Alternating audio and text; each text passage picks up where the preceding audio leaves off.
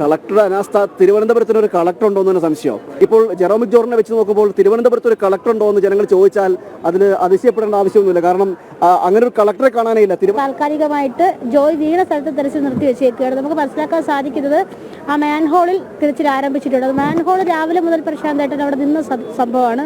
മാൻഹോളിൽ എങ്ങനെയാണ് അന്വേഷണം, അല്ലെങ്കിൽ ആ മാൻഹോൾ വഴിയുള്ള തിരച്ചിൽ എങ്ങനെ ഈ ഒരു ജോയിയുടെ രക്ഷാപ്രവർത്തനത്തെ അത് ബാധിക്കും, അല്ലെങ്കിൽ അത് സഹായകരമാകും? രണ്ടു പേർക്ക് കഷ്ടിച്ചിറങ്ങത്തക്കവണ്ണം ഒരു വലിപ്പമാണ് ഈ മാൻഹോളിൻ്റെത്. ഒരേ താഴ്ചയിൽ 2.5 മീറ്ററോളം താഴ്ചയുണ്ട് ഈ മാൻഹോളിന്. അവിടെ നിന്നാണ് ഉള്ളിലേക്ക് ഈ ടണലിൻ്റെ ഉള്ളിലേക്ക് പ്രവേശിക്കുന്നത്. അതിലൂടെ വേണം പോകാൻ. ഈ മാൻഹോളിലേക്ക് ഇറങ്ങിയവരുടെ അനുഭവം എന്ന് പറയുന്നത് അധിക ദൂരം അവർ ഏകദേശം ഒരു 30 മീറ്ററോളം ഉള്ളിലേക്ക് പോയെങ്കിൽ പോലും പിന്നീട് അങ്ങോട്ട് പോകാൻ കഴിയാത്ത സാഹചര്യമാണ്. അതായത് ഇവർ പോകുന്ന വഴികളിലെല്ലാം ഈ മാലിന്യത്തിൻ്റെ കെട്ടാണ്, മാലിന്യം കൂമ്പാരം എന്നൊക്കെ നമുക്ക് പറയാൻ കഴിയും. അതായത് ഈ മാലിന്യങ്ങൾ ഉറച്ച് പാറ പോലെ ആയിരിക്കുന്നൊരു അവസ്ഥ എന്നാണ് അവർ പറഞ്ഞത് നമ്മളോട്. അപ്പം അത്തരം ഒരു സാഹചര്യത്തിൽ ആ വെള്ളക്കെട്ടിനിടയിലൂടെ ഊർന്നാണ് ഇവർ അങ്ങോട്ടേക്ക് പോയതെങ്കിൽ പോലും ആ കുറച്ച് ദൂരം പോയതിനു ശേഷം പിന്നീട് മുന്നോട്ട് പോകാൻ കഴിയാത്ത സാഹചര്യം വരികയും അവിടെ വെച്ച് അവസാനിപ്പിച്ചിട്ട് തിരിച്ചു വരികയാണ് ഉണ്ടായത്. ഈ തിരിച്ചു വരുമ്പോൾ പോലും പിന്നീട് അധിക സമയം ഈ വരുന്ന വഴിയിൽ നിന്ന് തന്നെ ഇവർക്ക് മാറി പോകേണ്ട ഒരു സാഹചര്യം ഉണ്ടായത്. അതാണ് മാലിന്യത്തിൻ്റെ കുന്നുകൂടി കിടക്കുന്ന ഒരു സാഹചര്യം എന്ന് പറഞ്ഞാൽ ഒന്നാകെ ഇളകി വരുന്ന ഒരു അവസ്ഥയുമുണ്ട്. അതായത് ഇവർക്ക് തന്നെ ഇവരുടെ ഈ സ്കൂബ സംഘത്തിന് തന്നെ ജീവന് തന്നെ ഭീഷണി ഉണ്ടാകുന്ന തരത്തിൽ ഉള്ള അനുഭവം ഉണ്ടായെന്നാണ് അവർ പറയുന്നത്. അതുകൊണ്ട് തന്നെയാണ് ഈ രക്ഷാപ്രവർത്തനം മുന്നോട്ട് പോകാനും കഴിയാത്തതും ഇത്തരത്തിലൊരു വൈകുന്ന സാഹചര്യമൊക്കെ ഉണ്ടാകുന്നതെല്ലാം ഈ ഒരു ബുദ്ധിമുട്ടാണ്. ഈ മാലിന്യം തന്നെയാണ് പ്രധാന പ്രശ്നമായി നിൽക്കുന്നത്. അല്ലായിരുന്നെങ്കിൽ കുറച്ചുകൂടി ഈസിയായി സുഗമമായി ജോയിയെ രക്ഷപ്പെടുത്താൻ കഴിയുമായിരുന്നു. എന്നാൽ ഈ ടണലിനുള്ളിൽ ഇത്രയ്ക്ക് ടൺ കണക്കിന് മാലിന്യം കെട്ടിക്കിടക്കുന്നു. അത് നിർമ്മാർജ്ജനം ചെയ്യാതെ മുന്നോട്ട് പോകാൻ തക്ക വഴിയില്ല എന്നാണ് സ്കൂബ സംഘത്തിനെയും സംഘവും പറയുന്നത്. ഇനി നേവി വരുമ്പോൾ അത് എത്തരത്തിലുള്ളൊരു തിരച്ചിലായിരിക്കും? നേവിയുടെ ഭാഗത്ത് കുറച്ചുകൂടി സാങ്കേതിക വിദ്യ അധികം ഉണ്ടായിരിക്കാം. അപ്പോൾ എങ്ങനെയായിരിക്കും? സാങ്കേതിക വിദ്യ ഉണ്ടെങ്കിൽ പോലും ഈ മാലിന്യം എടുത്തു മാറ്റുക എന്നതാണ് പ്രഥമ കാര്യം.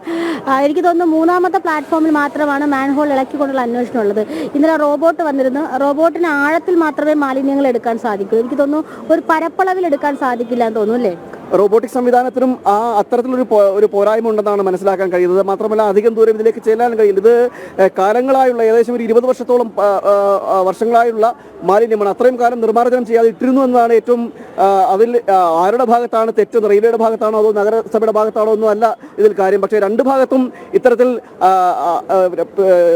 രണ്ടുപേർക്കും തെറ്റ് സംഭവിച്ചു എന്ന് വേണമെങ്കിൽ നമുക്ക് പറയേണ്ടിയിരിക്കുന്നത്. കാരണം ഇത് അവശ്യം ചെയ്യേണ്ട കാര്യങ്ങളായിരുന്നെങ്കിൽ പോലും റെയിൽവേക്കും പരിശോധന നടത്തേണ്ടിയിരിക്കുന്നു. ഇത്തരത്തിലൊരു മാൻഹോൾ പോകുന്നെങ്കിൽ എനിക്ക് അവിടെ ഒരു കാര്യം കൂട്ടിച്ചേർക്കാനുള്ള, റെയിൽവേക്കാൾ ഇവർ ഒരു ദുരന്ത നിവാരണ സംവിധാനങ്ങളെ കൺട്രോൾ ചെയ്യുന്ന നമ്മുടെ ജില്ലാ കളക്ടറുടെ നേതൃത്വത്തിലാണ് ഇത്തരത്തിലൊരു കരാറുകാരനെ അടിയന്തരമായിട്ട് തന്നെ ഈ ശുചീകരണ പ്രവർത്തനത്തിനാക്കണമെന്ന് പറഞ്ഞത്. പക്ഷേ ഈ സംഭവം നടന്നിട്ടും കളക്ടർ വന്ന 4 മണിക്കൂർ പിന്നിട്ടാണ്.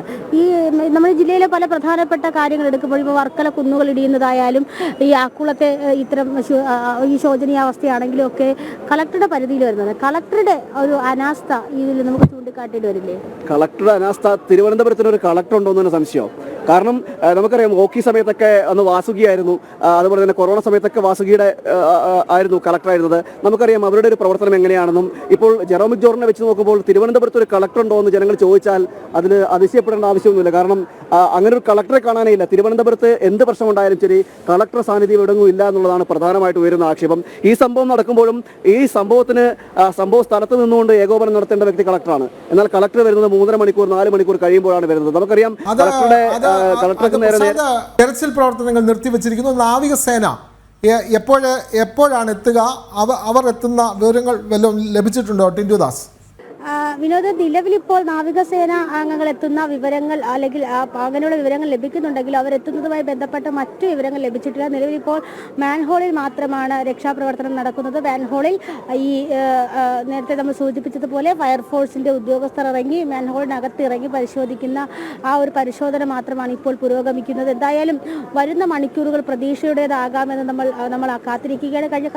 നേരത്തെ വിനോദ സൂചിപ്പിച്ചതുപോലെ കഴിഞ്ഞ 24 അല്ലെങ്കിൽ 26 മണിക്കൂറുകളായി ഫയർഫോഴ്സും അതോടൊപ്പം തന്നെ NDRF ഇന്ന് രാവിലെ പുലർച്ചെയാണ് എത്തിയതെങ്കിലും NDRFും അതോടൊപ്പം തന്നെ മറ്റ് സന്നദ്ധ പ്രവർത്തകരും മാധ്യമ പ്രവർത്തകരും എല്ലാം ജോയിയെ തിരിച്ചു കിട്ടാൻ വേണ്ടി, ജോയിയെ ഈ മാലിന്യ കൂമ്പാരത്തിന് എവിടെയെങ്കിലും ജോയി കുടുങ്ങിക്കിടക്കുന്നെങ്കിൽ ജോയിയെ തിരിച്ചെത്തിക്കാൻ വേണ്ടിയിട്ടുള്ള ശ്രമത്തിലാണ്. അത്തരത്തിൽ ഒരു നഗരത്തിൻ്റെ മുഴുവൻ അനാസ്ഥയുടെ ഫലമായിട്ട് ഒരു ജീവിതം മാലിന്യ കൂമ്പാരത്തിൽ കുടുങ്ങിക്കിടക്കുകയാണ്. ആ ജീവിതത്തെ തിരിച്ചു കൊണ്ടുവരേണ്ട ഉത്തരവാദിത്വം എല്ലാവർക്കും ഉണ്ട്. കാരണം നേരത്തെ വിനോദ് സൂചിപ്പിച്ചതുപോലെ തന്നെ 12 കിലോമീറ്റർ ഈ ആമയിഴഞ്ചാൻ തോട് ഈ നഗരത്തെ ചുറ്റിക്കിടക്കുകയാണ്. ഈ നഗരത്തിലെ ഓരോ ജനങ്ങൾക്കും, ഓരോ വീട്ടിലുള്ളവർക്കും, ഓരോ ഫ്ലാറ്റിലുള്ളവർക്കും, ഓരോ ആശുപത്രി ജീവനക്കാർക്കും, ഈ നഗരത്തിൽ ജീവിക്കുന്ന ഓരോരുത്തർക്കും ആമയിഴഞ്ചാൻ തോട്ടിലെ മാലിന്യങ്ങളിൽ അല്ലെങ്കിൽ ഈ ആമയിഴഞ്ചാൻ തോട്ടിലെ മാലിന്യങ്ങളിൽ ബാധ്യസ്ഥരാണ്. അവരൊക്കെയാണ് ഇതിന് മറുപടി പറയേണ്ടതും.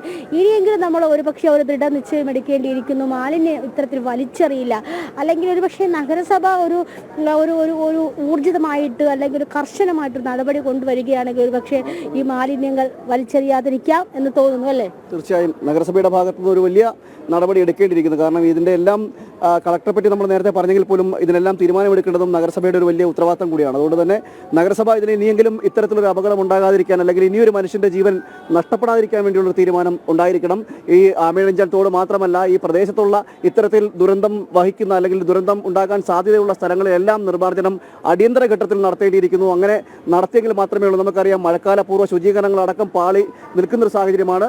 രോഗങ്ങൾ പടർന്നു പിടിക്കുന്ന ഒരു സാഹചര്യമുണ്ട്. ഇതെല്ലാം ഓർമ്മിപ്പിക്കുന്നതാണ്, ഒരു ഓർമ്മപ്പെടുത്തൽ കൂടിയാണ്. അങ്ങനെ ഒരു സാഹചര്യമാണ്. അങ്ങനെ അതുകൊണ്ട് ഇനിയും ഒരു മനുഷ്യൻ്റെ പോലും ജീവൻ നഷ്ടപ്പെടാൻ പാടില്ല. ആ ജീവൻ നഷ്ടപ്പെടുന്ന ഇത്തരത്തിലുള്ള നമ്മുടേതായിട്ടുള്ള പാകപ്പിഴവുകൊണ്ട് അല്ലെങ്കിൽ നമ്മുടെ ഈ സർക്കാരിൻ്റെ പാകപ്പിഴവുകൊണ്ട് ഇങ്ങനെ ഒരു സംഭവം ഉണ്ടാകാൻ പാടില്ലാത്തതാണ്. അങ്ങനെ ഒരു അതിനു വേണ്ടിയിട്ടുള്ളൊരു നടപടികളിലേക്ക് തന്നെ എത്തണമെന്നും കൂടിയാണ് ഇപ്പോൾ പറയാൻ കൂടെ ഉള്ളത്, അല്ലേ രിന്ദു?